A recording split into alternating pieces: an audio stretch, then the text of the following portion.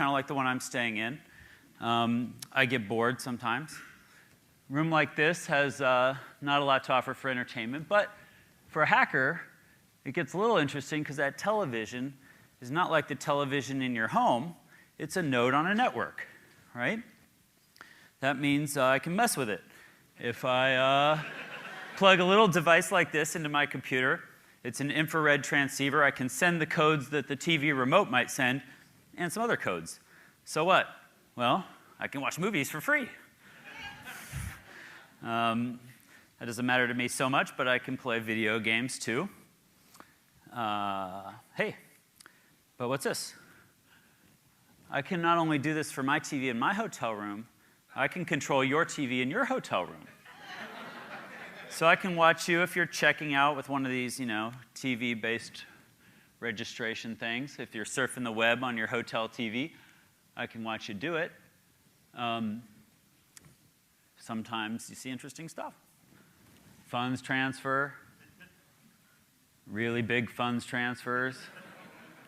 You never know what people might want to do while they're surfing the web from their hotel room. But the point is, I get to decide if you're watching Disney or porn tonight. Anybody else staying at the Affinia Hotel? All right. This is a project I worked on when we were trying to figure out the security properties of wireless networks. It's called the HackerBot. This is a robot we built that can drive around and find Wi-Fi users, drive up to them, and show them their passwords on the screen. We just wanted to build a robot, but we didn't know what to make it do, so we made the pistol version of the same thing. This is called the Sniper Yagi. It's for your long-range password sniffing action. About a mile away, I can watch your wireless network. This is a project I worked on with Ben Laurie to show passive surveillance. So what it is a map of the conference called Computers, Freedom, and Privacy. And this conference was in a hotel, and what we did is we put a computer in each room of the conference that logged all the Bluetooth traffic. So as everybody came and went with their phones and laptops, we were able to just log that, correlate it, and then I can print out a map like this for everybody at the conference. This is Kim Cameron, the chief privacy architect at Microsoft. Unbeknownst to him, I got to see everywhere he went. And I can correlate this and show who he hangs out with, that he got bored, hangs out in the lobby with somebody. Anybody here use cell phones?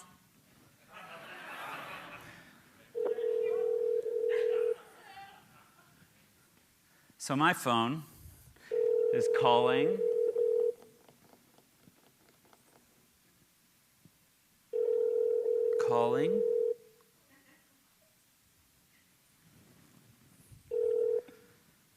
You have one unheard message. Uh-oh.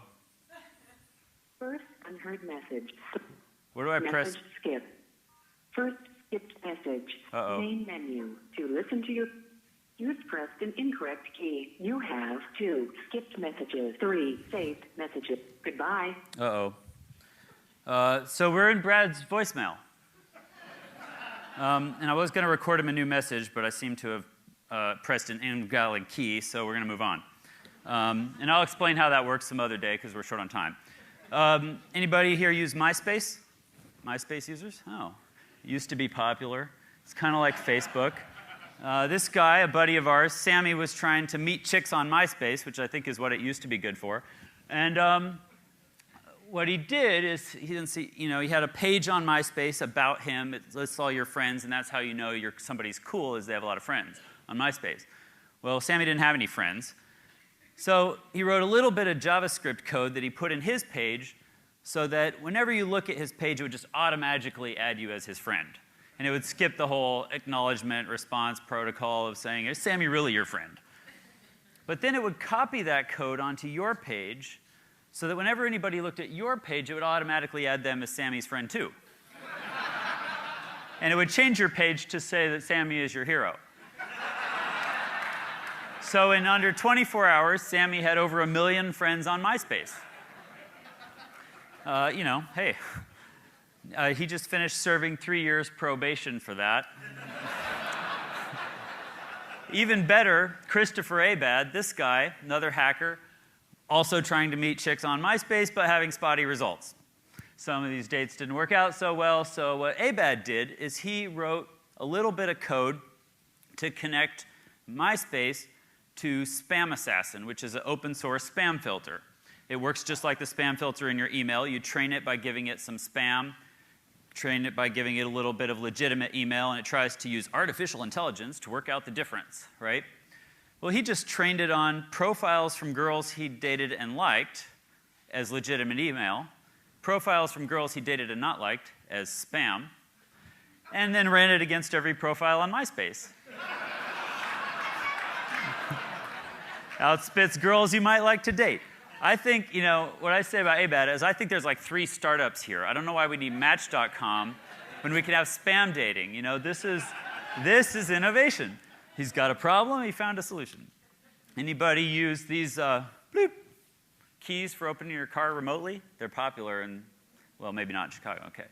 Yeah. So kids these days will drive through a Walmart parking lot, clicking open, open, open, bloop. Eventually, you find another Jetta or whatever, just like yours, maybe a different color, that uses the same key code. Kids will just loot it, lock it up, and go. Your insurance company will roll over on you because there's no evidence of a break-in. For one manufacturer, we figured out how to manipulate that key so that it will open every car from that manufacturer. There is a point to be made about this, which I barely have time for, but it's that your car is now a PC. Your phone is also a PC. Your toaster, if it is not a PC, soon will be, right? And I'm not joking about that. And the point of that is that when that happens, you inherit all the security properties and problems of PCs. And we have a lot of them. So keep that in mind. We can talk more about that later. Anybody use a lock like this on your front door? Okay, good. I do too. This is a Schlage lock. It's on half of the front doors in America. I brought one to show you. So this is my Schlage lock. This is a key that fits the lock but isn't cut right, so it won't turn it. Anybody here ever try to pick locks with tools like this? All right, got a few nefarious lock pickers. Well, it's for kids with OCD. You've got to put them in there and finick with them and spend hours getting the finesse down to manipulate the pins. For the ADD kids in the house, there's an easier way. I put my little magic key in here. I put a little pressure on there to turn it. Smack it a few times with this special mallet, and I just pick the lock. We're in. It's easy. And in fact, I don't really know much more about this than you do. It's really, really easy.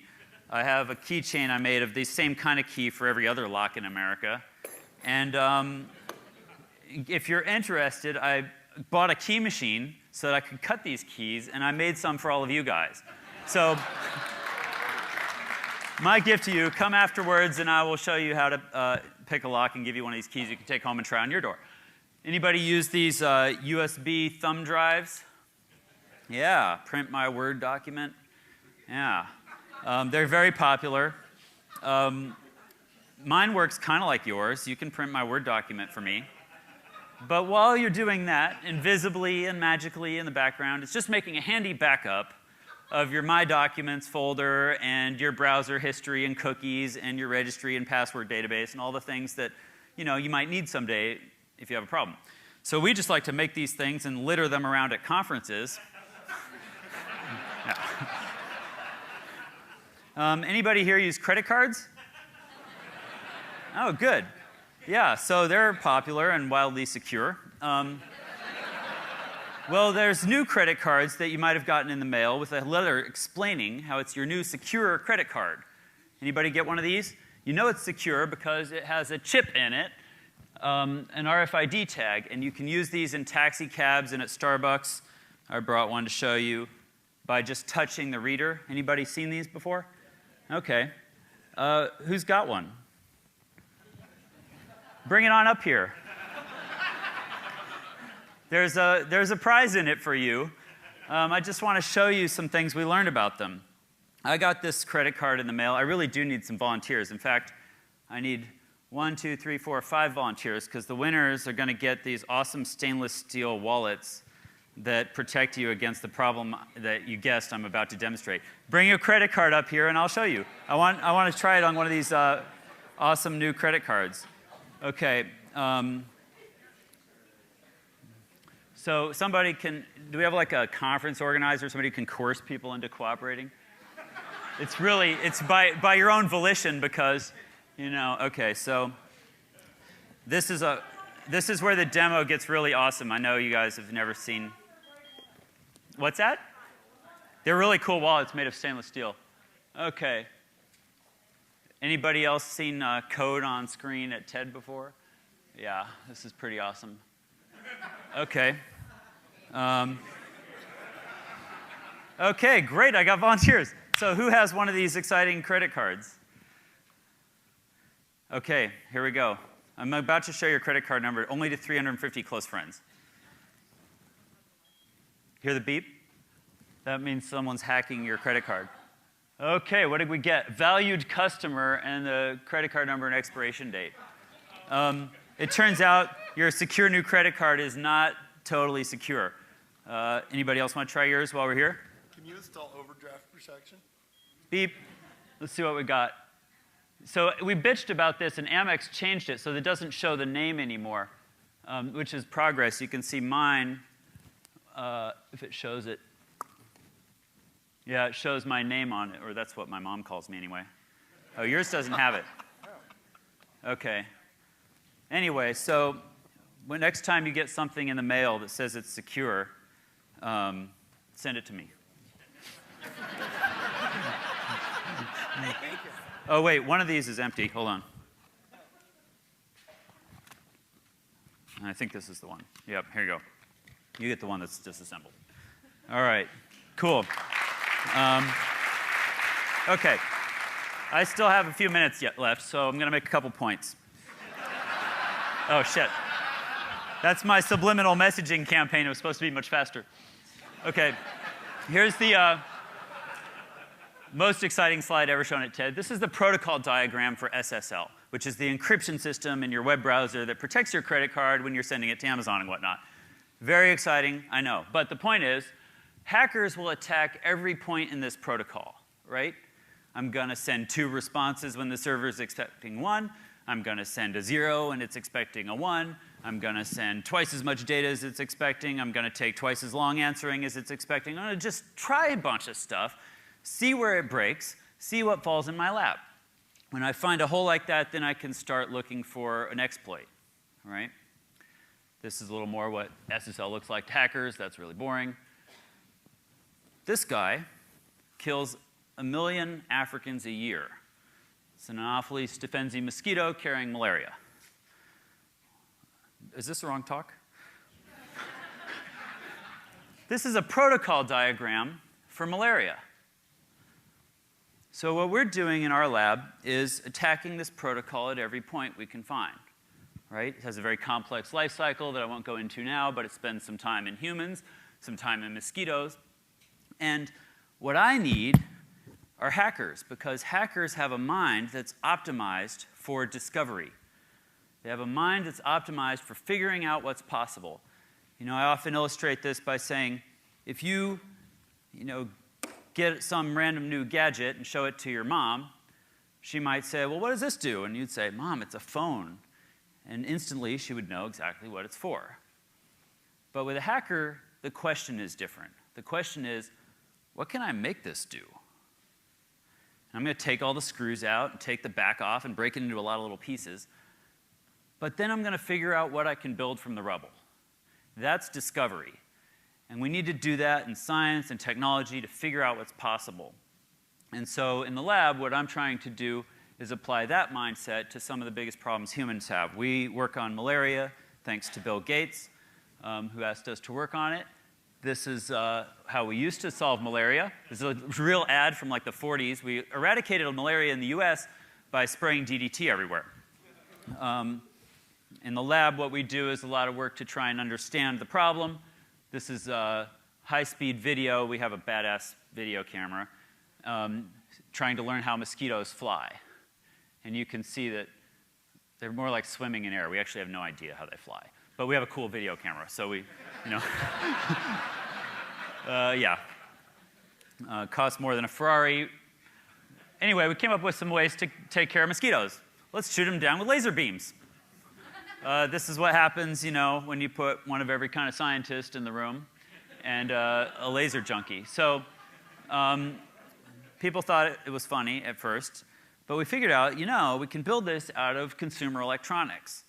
It's using the CCD from a webcam, the laser from like a Blu-ray burner, the laser galvos from a laser printer. We do the motion detection on a GPU processor like you might find in a video game system. It's all stuff that follows Moore's law.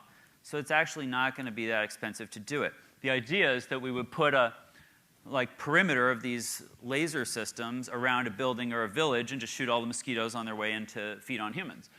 And we might want to do that, for your backyard. We could also do it to protect crops. Our team is right now working on characterizing what they need to do the same thing for the pest that has wiped out about 2/3 of the, I think it's about 2/3 of the orange groves in Florida. So people laughed at first. This is a video of our system working. We are tracking mosquitoes live as they fly around. Those crosshairs are put there by our computer. It just watches them, finds them moving, and then it aims a laser at them to sample their wing beat frequency, figure out from that, is this a mosquito? Is it an Anopheles stephensi? Is it female? And if all that's true, then we shoot it down with a lethal laser. So we have this working in the lab. We're working on taking that project into the field now. All this happens at the Intellectual Ventures Lab in Seattle where I work, and we try and take on some of the hardest problems that humans have. And this is the money shot. You can see we just burned his wing off with a UV laser. He's not coming back. Kind of vaporized his wing right there. Yeah.